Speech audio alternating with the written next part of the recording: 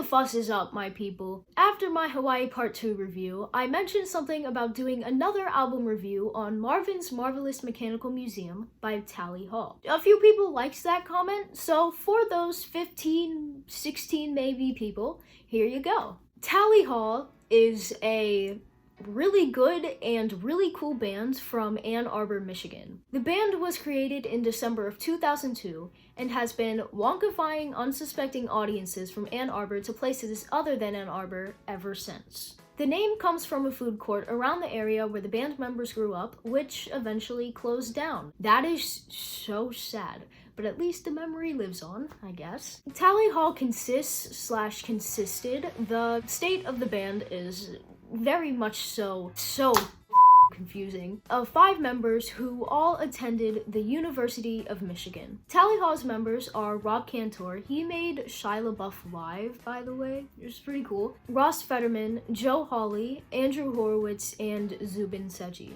The first thing I noticed about this band is that they all have ties, which is kind of a weird thing to first notice about a band, but please just hear me out. They're never seen without them on stage or in different colored ones. So I guess if you're horrible about remembering names and faces of guys who look not all that similar, you're in luck because you can remember them by the colors of their ties. The backstory of the ties isn't all that interesting, unfortunately. Mr. Yellow Tie, Rob Cantor, in an MTV interview has said the backstory of the ties. Here we go. We got 5 ties in the mail and we decided to go by the color of our instruments. It was somewhat arbitrary, but now they've come to represent us. MTV ended up calling Tally Hall the geek rock equivalent of Voltron because of this, which I guess is kind of true. Tally Hall described their music in several ways during the time they were active, including, but probably not limited to, quirky pop rock, wonky rock, and fa-blue. They stopped using wonky rock because people were starting to categorize their music. Boo! People being dumb. Going once, going twice, won't these gentlemen suffice? We like to just play lots of different types of music, so we used to call ourselves a wonky rock band, but then I think people started to try to characterize exactly what wonkiness was, and we didn't want that to happen. We made up another word. Fa-blue. We're a fa-blue rock band now, so we're gonna ride this wave out for a while. Tally Hall ended up sort of breaking their way into popularity, winning awards, the whole shebang, starting around 2004. Andrew Horowitz, Mr. Green Tie, got first place in the John Lennon Scholarship Competition for a song he wrote for Tally Hall. Another song, this time written by Joe Hawley, blew up because its insanely bizarre music video was posted on Albino Black Sheep in 2005. They went on MTV in The Late Late Show in 2006, got signed to Atlantic Records in 2007, 2008, maybe earlier, I don't know, couldn't find a specific time on that. And they had a show on Playhouse Disney. Disney Jr., once known as Playhouse Disney, called Happy Monster Band. That was my childhood, and all the songs are great. They created a whole entire internet show called the Tally Hall Internet Show as well. You name it, they've probably done it. But somehow they remained mostly in the shadows of mainstream recognition, which makes absolutely no sense to me. What ended up attracting a small number of loyal fans to them at the time, though, was the music off of their first album. Marvin's Marvelous Mechanical Museum is the first studio album by Tally Hall. Marvin's is essentially a polished professional version of a whole bunch of demos released by the band in 2003 and 2004. All of these songs came from the Party Booby Trap EP, Do Not Ask, and the Welcome to Tally Hall EP, which was compiled onto the album Complete Demos in 2004. The album was originally released under Quack Media in 2005, but was re-recorded and re-released under Atlantic Records in 2008. Marvin's technically had 3 releases, all in different years, according to the Wikipedia page for the album. On top of the 2005 and 2008 releases, the album was officially re-released on September 12, 2006 under the Quack Media label. This re-release coincided with additional publicity on MTV, national distribution in all major retail stores, and various other TV appearances, including The Late Late Show with Craig Ferguson. Many music videos for Marvin's were released via the Tally Hall Internet Show, a 10-part series consisting of comedy sketches and music videos. Please go watch it. It is hilarious as all get out, the first Tally Hall Internet Show episode was released on September 15th, 2008. Episodes were posted bi-weekly until January 19th, 2009. On top of being one of my favorite albums of all time, Marvin's Marvelous Mechanical Museum is also a really cool place that I would like to go to someday. The title for the debut album was taken from an arcade of oddities in Farmington Hills, Michigan. By no coincidence, the actual Marvin's Marvelous Mechanical Museum is located where the old Tally Hall food court was. Marvin's Marvelous Mechanical Museum is just this collection of the strangest machines you've ever seen, and the most entertaining and bizarre, and some of them are dark and some of them are hilarious. I think that when we looked at our sort of catalog, we realized that our songs could give the same effect to a listener. The album art makes several references to actual machines and other items located in the museum. At the time of the album's release, Marvin's Marvelous Mechanical Museum was run by the creator of the establishment, Marvin Yagoda. His voice is sampled throughout the album as well as the rest of the establishment, and got his own dedicated episode on the Tally Hall Internet Show. The museum is now run by his son, Jeremy. The freshman album created by Tally Hall is so utterly amazing. It is put together so well and everything flows perfectly. I feel like I said the same thing about Hawaii Part 2, but you know, it's the same like magic, but not at all at the same time. There's no random bumps in the road with this album. It has your attention the entire time with its zany characteristics. And it's enjoyable, really enjoyable. Creativity is practically oozing out of this album at every second. As someone who occasionally dabbles in the musical arts myself, see this. I can play Welcome to Tally Hall. I just strive, aspire to make something this creative and whimsical and replayable. Craig Ferguson did not lie when he said this was sensational. It's just a shame that Tally Hall wasn't recognized in their time, because they could have become something so much more than they are now. Luckily though, the band is starting to gain the recognition they deserve. And even more luckily, we got this masterpiece of an album at all. Though it took a while for people to discover this album, they finally found it. And so, to spread the word about this wonderful, wonderful piece, I made a whole album review again. Clap it up, boys! As always, please go listen to the actual thing before watching this, because it's best to go in blind, best to hear everything by yourself, be confused, be enlightened, best to do all that stuff. So I'm gonna give you like 3 seconds, but you have to come back. Those are the rules. If you don't come back, 3, 2, 1. Okay, now that people are listening to the album now, if you've already listened to the album, let's start the review. Concluding in the song, we'll say no one's better than you. No one's better than you.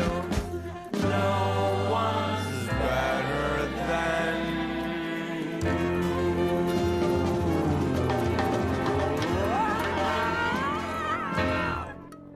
What is up, you Tally Hall Today, I'm gonna tell you what I think of every single song on Marvin's Marvelous Mechanical Museum. Good Day, written and composed by Horowitz and sang by Rob Cantor and Joe Hawley, is a stunning introduction for new listeners and an insanely captivating song. It has so much replay value in my opinion. Tally Hall's instrumental and experimental abilities are entirely on display throughout this song.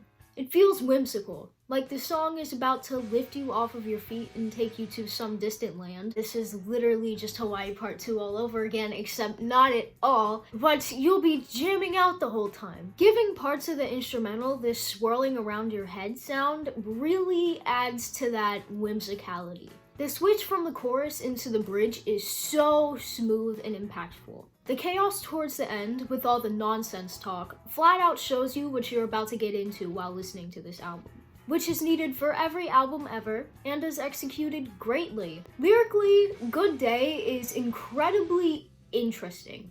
Not in a condescending way, in a good way. This song is basically talking to the listener, begging you to give this album a chance. But if you don't analyze the lyrics the first time around, you won't catch on to it. You'll just be going like, we can't even go and take a walk or something.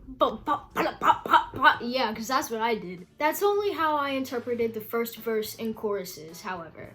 The rest of the song seems pretty nonsensical, which is something Marvin's Marvelous Mechanical Museum is all about. Nonsense. You can search for a meaning and create your own meaning if you want to, but sometimes the meaning of a piece of art, in whatever medium, is that there is no meaning. It was just fun to create. So just enjoy the nonsense as it is instead of trying to make things make sense. You know, I wish I would have taken my own advice. But also again, nah, I'm good.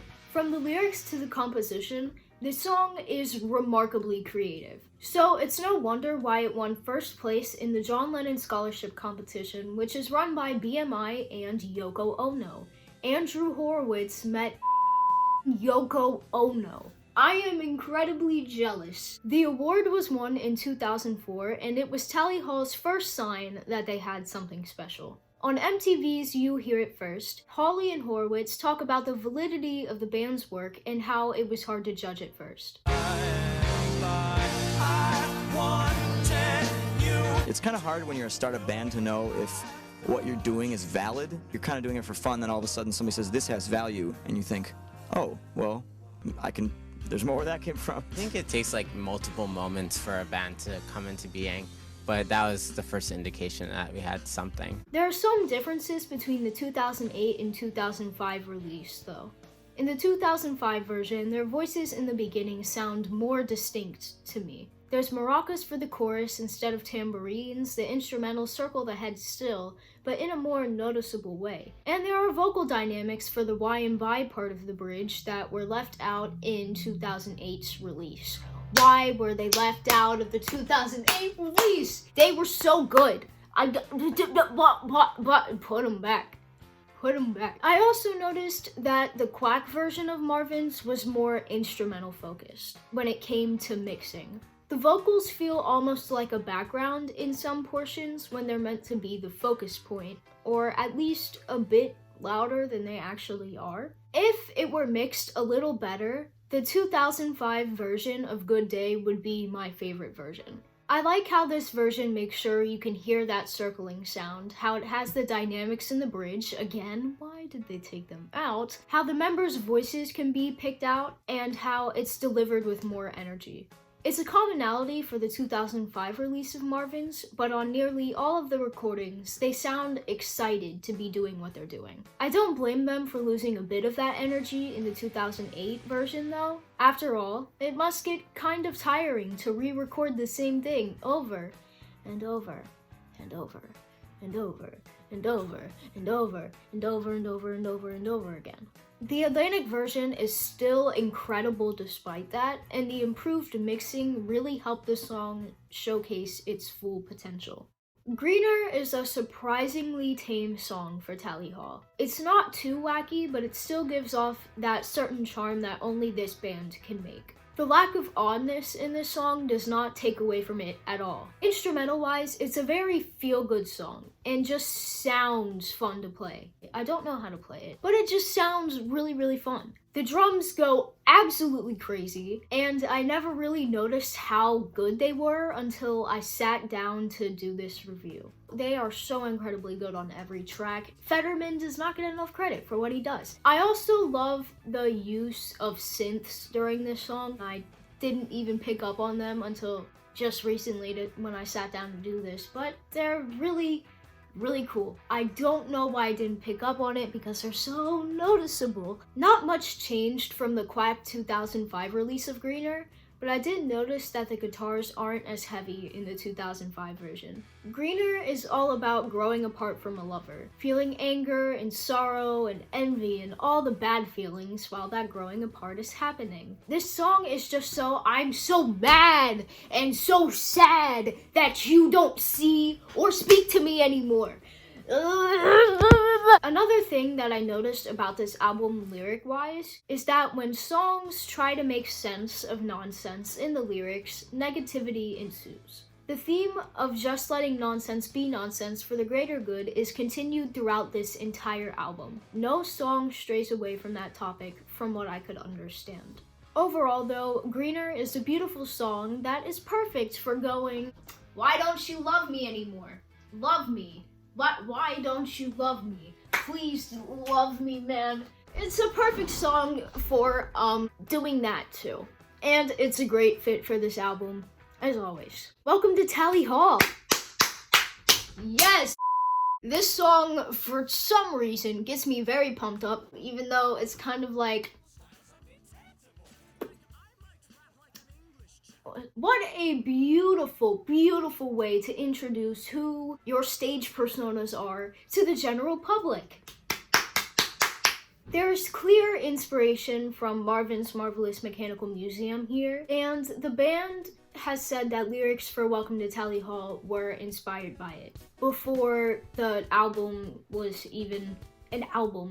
The song immediately opens with Marvin Yagoda himself introducing the listener to Marvin's Marvelous Mechanical Museum, over top of the ambience that is heard in the museum. A beautiful touch for the song, and a beautiful way to honor the place that inspired the album. The instrumental does an amazing job of recreating that arcade-type machine-like feeling. The chorus and bridge of Welcome to Tally Hall represents the band as an animatronic attraction at Marvin's. This adds to the mechanical feeling that the band was going for with the song. Though I've never been to Marvin's, I really hope that feeling of the song is similar to the atmosphere of the actual place. Welcome to Tally Hall gives us a straightforward rundown of who is behind the band and what they're all about. In the first verse, the people behind the band are introduced to us. Not the members individually, but rather the band as a whole.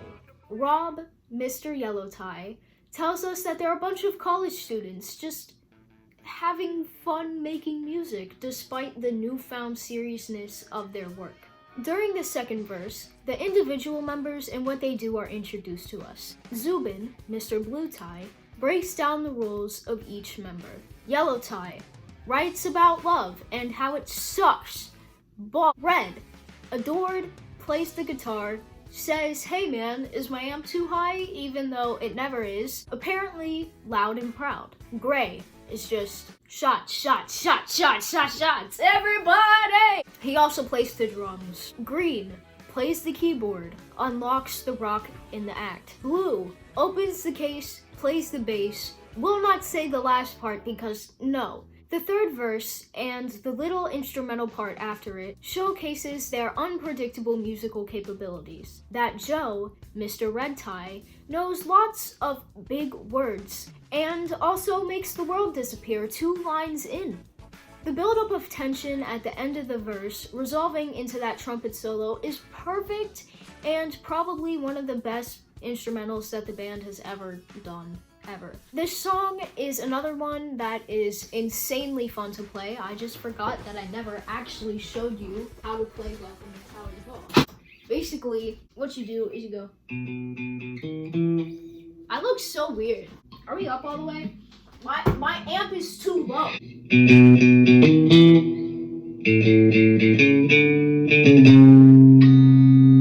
Atlantic's version of Welcome to Tally Hall is better by a long shot, but you can hear the instruments, most notably the bass, and some of the samples a lot better in the 2005 release. They use saxophone instead of trumpet for the solo in that version as well, which I liked too. You can tell they were having a whole bunch of fun while recording this for Atlantic. The energy of this recording is just amazing. And if they weren't having fun, they're really good at faking it. At least it isn't as unenthusiastic as the demo.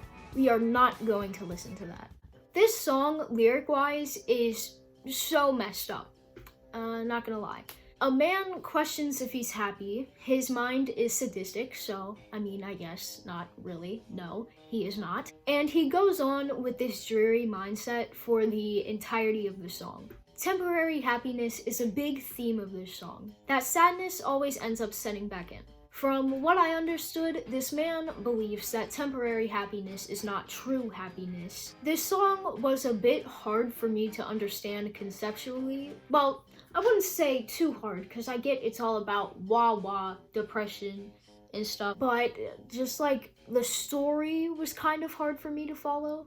Everything is worded so vaguely, and I'm scared that the Tally Hall subreddit is gonna kill me for interpreting the song wrong, or like even interpreting at all. Sorry. So moving on from the lyrical aspects that I'm kinda confused by, this song sounds amazing in every single way. It isn't just ear candy, this is like straight up ear crack. It's amazing. I love it so much. The robotic voice thing Andrew uses adds a whole bunch to the feeling of this song. The backing vocals are some of the best off of this album. The instrumental, oh my god, it is perfect. It is literally perfect. Everything gets more intense as the song goes on, leading to the climax of this song being one of the most beautiful things ever composed by Tally Hall. Yes, I did just say this about the last song, but hey, they got a lot of beautiful, beautiful things on this album. It's amazing. This song deserves so much more love than it gets. The robotic voice is completely broken in the Quack release, and thankfully it was fixed in 2008. However, if that voice were fixed in the Quack release, the 2005 version would have been the best version of Taken for a Ride. So many little things about this version are so appealing. Like the reverbed vocals in the beginning, the little bit of megaphone used during the third verse, and also in the outro part. For some reason, I just like the backing vocals as a whole better in the 2005 version. The 2008 version outperforms it in spite of everything though. So, yeah, really good song. Really good. Really, really good. The Bidding is another feel-good song. Another masterpiece, if you will. But it's also a TikTok song. Unfortunately. I hate to call it that, but it kinda is. If you were on TikTok around the summer or fall of 2019, you probably remember hearing some sort of "I've been sleeping in a cardboard box" thing, right? That's this song. What's even more unfortunate is that the best part of this song, the bridge and the end, wasn't the part that got popular. The instrumental during the bridge just gets me so hyped up, especially in the 2005 version. It's just this perfect early 2000s alt pop rock feel that I enjoy a lot. Guitars go crazy, drums go crazy, everything goes crazy. It is amazing. The Bidding. It's just about a few fellas, a few guys, a few pals, a few buddies, a few bros who auction themselves off for the sweet, sweet affection of a woman. They for real are just begging the whole time. It goes from, "Oh, I'm so poor and an alcoholic. Please, please ignore that. But I love you so much," to "I will be your slave," to "Yeah, I've been with so many in my time and I left them all. I will do the same to you," to "I'm really smart and I am a gold digger. Spend your money on me and I will love you." This song is everywhere. Everywhere. What kind of man? Then the boys talk about being everything the girls will ever need, continuing to beg after revealing how toxic they are. Nice. I've said it before, but the bridge is just so fun. It is so fun in every single aspect. Someone ends up getting a woman in the end though, so I mean, I guess all is well. Actually, not all is well. The relationship is gonna be toxic if they don't straighten up. However, the lyrics do say something about the prospects are good, but the date's never great, so the dates always end up going bad. Maybe all is well after all. Quack's release of The Bidding is way more frantic and fits the lyrics of the song better, in my opinion. It sounds like they're just begging somebody to buy them instead of being casual about it. That, plus the bridge that blows the one from 2008 out of the water, makes the 2005 release the best version of The Bidding. I am not 100% certain that everybody is going to like that version better, but, yeah, I like it better. Be Born is a country song about being born. Yeah, what the is going on with this album? Is it broken? This song makes references to conception and birth and being a little baby child by using everyday items and vague wording that makes the actual topic fly right over children's heads. I will time travel to 2008 and take my non-existent 6-year-old nephew to a Tally Hall concert, and he will be none the wiser about anything regarding being born. That's only if they play the song though. The country feel is never strayed away from during this song. They dedicated themselves to it greatly. The bars are nice, the mandolin's good, the banjo's good. I think there might be a washboard in there somewhere. That was good. I don't have much to say about the instrumental besides yeehaw, and I also don't have much else to say about the song as a whole because I'm not really a fan of it. But every person who says they hate this song secretly jams out to it every once in a while. I am one of those people. Oh my god. Banana Man is objectively the most chaotic and out there song on this album. In fear of what people may think if I show the actual song and music video, I won't play them, except for the parts of the Banana Man music video where Banana Man and the Zimbabwe songbirds are not on there. But I do like this song a lot. Banana Man, however, is the one that got on Albino Black Sheep in 2005. You already know that the vibe of this song is like Caribbean. We got maracas, we got bongos, we got that little wooden block thing that people used in elementary school. We got everything here, folks. The backing vocals are also really amazing, which I hadn't noticed until I sat down to do this review. The 2005 version feels more energetic somehow, though it didn't really change much. Lots of R's were rolled in that version for some reason. There's also megaphone usage during the bridge, which I loved. There's a little yeah after no banana make you want to frown. There's lots of reverb on the U at the end of that one. There's just a lot of little things that make the 2005 release more appealing than the 2008 release. Again, it sounds like they had more fun with the 2005 recording than they did with the 2008 one. I imagine the idea for the music video looking something like this. Joe takes a whole bunch of acid and says, you know what would be a cool idea?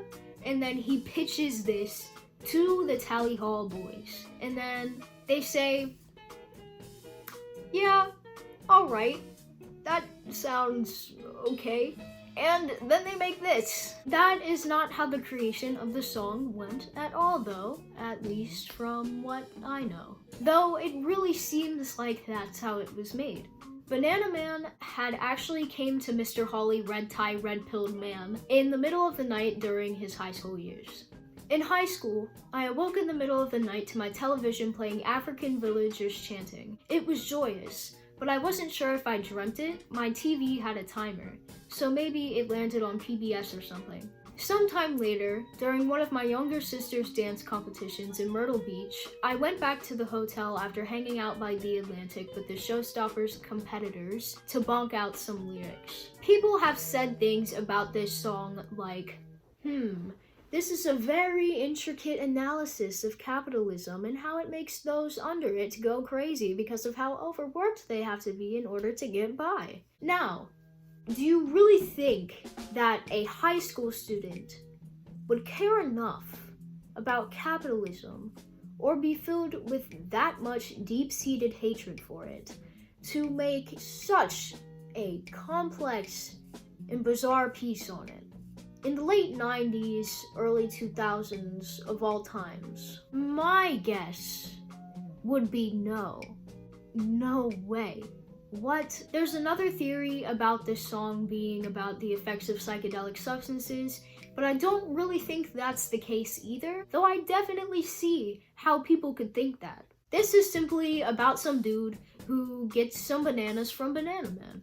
and sees spirits and things. Just let nonsense be nonsense, people.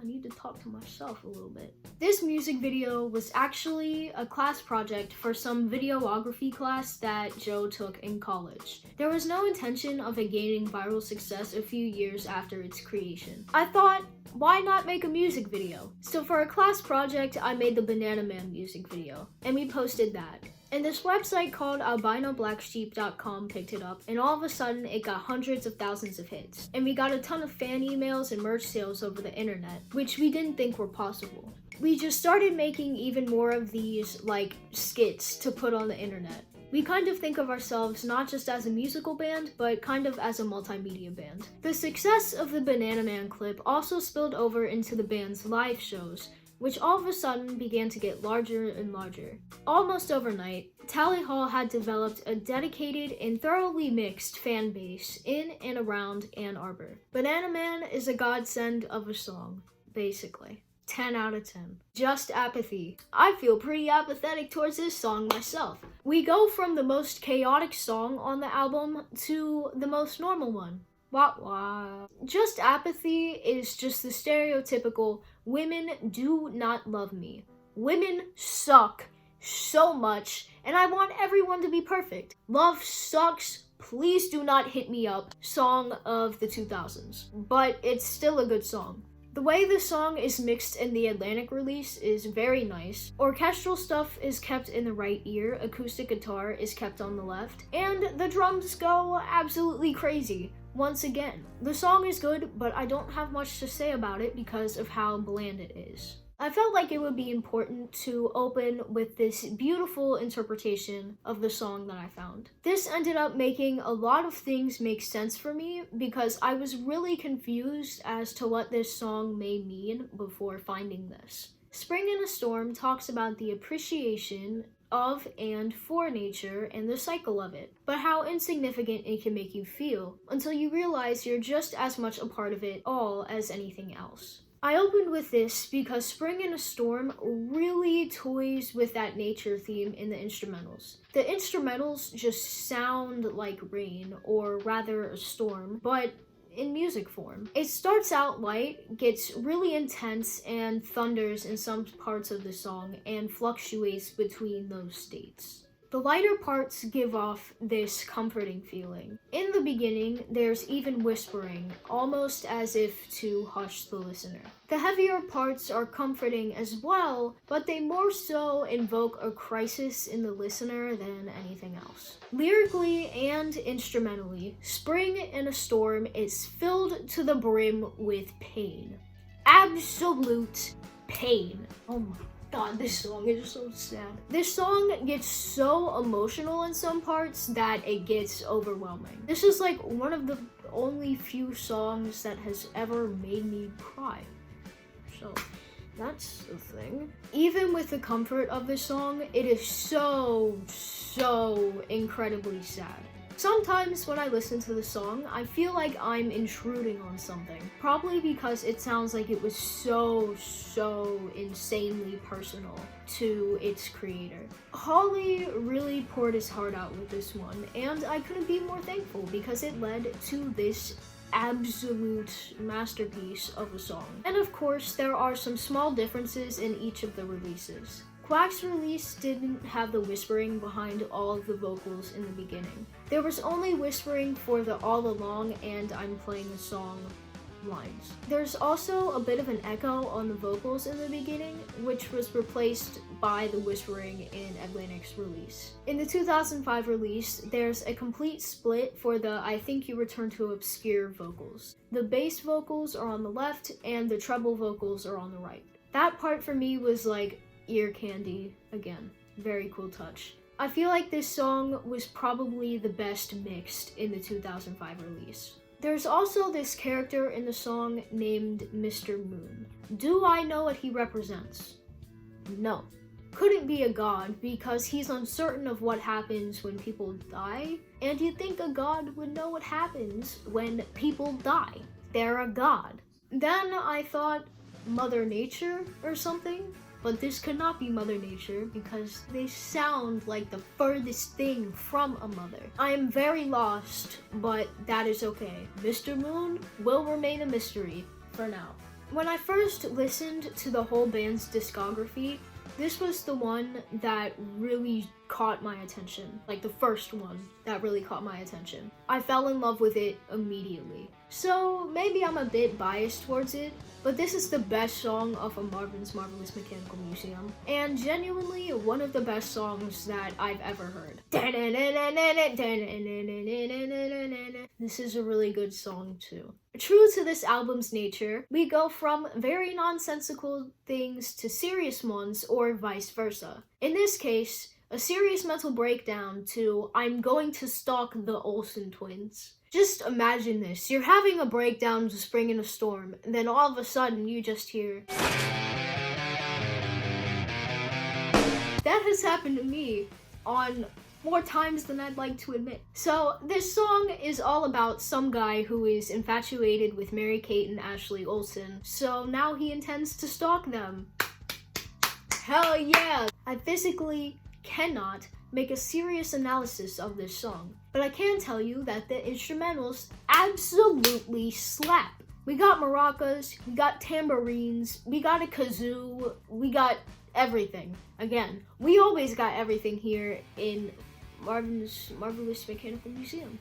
That album. We also get a call from Mary-Kate and or Ashley Olsen, which is very nice and very cool. To conclude this segment, I only have one thing to say. Why did Mr. Horowitz, Mr. Green Tie Man, feel this way about the Olsen twins when he was 10 years old? Haiku is just what it sounds like. A whole bunch of haikus. A guy is trying to write a haiku for some girl out of love. Can you tell that Mr. Yellow Tie wrote this one? Mr. Rob Cantor wrote this one? Yeah. But he keeps failing. Haikus are 5-7-5 syllables, but all the verses and the refrain are 5-7-6 syllables. The only parts that do follow the 5-7-5 pattern is the la da dee didum and the there that's sufficient part of verse 3. If the instrumentals of Good Day and Banana Man had a baby, this is what the instrumental would sound like. For some reason, it has some sort of island feel, even though they're supposed to be at a dinner party.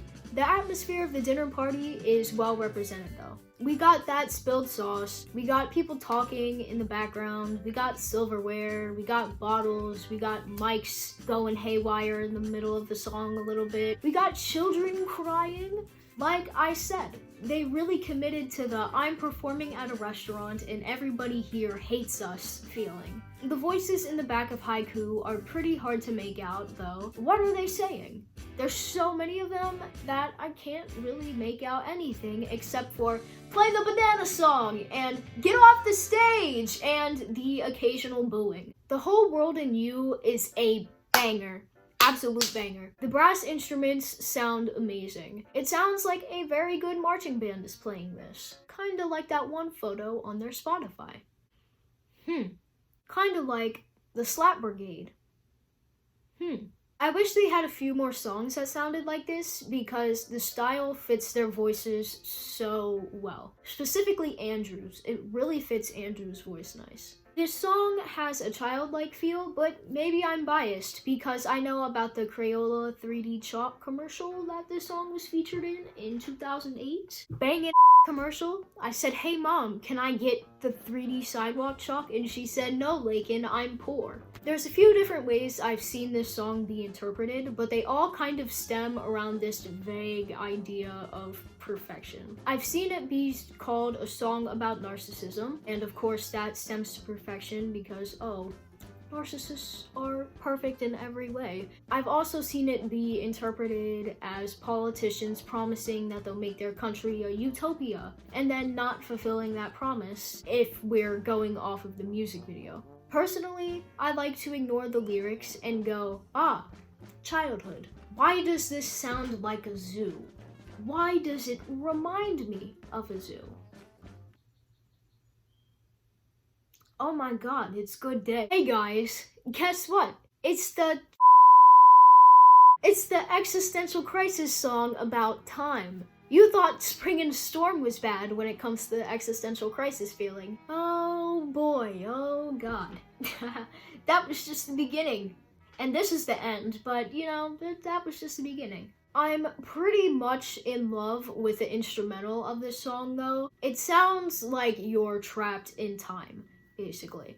That is so impressive, oh my god. The strings transport you into this place. The chime, piano thing, and the other synths progress this song so well. And the fast part has this perfect amount of franticness and megaphone. And it kind of loops all the way back around with the little chime piano. And it makes sense why apparently, allegedly, the people on Broad Jam called this the 6th best song in the world, or the best song in the world.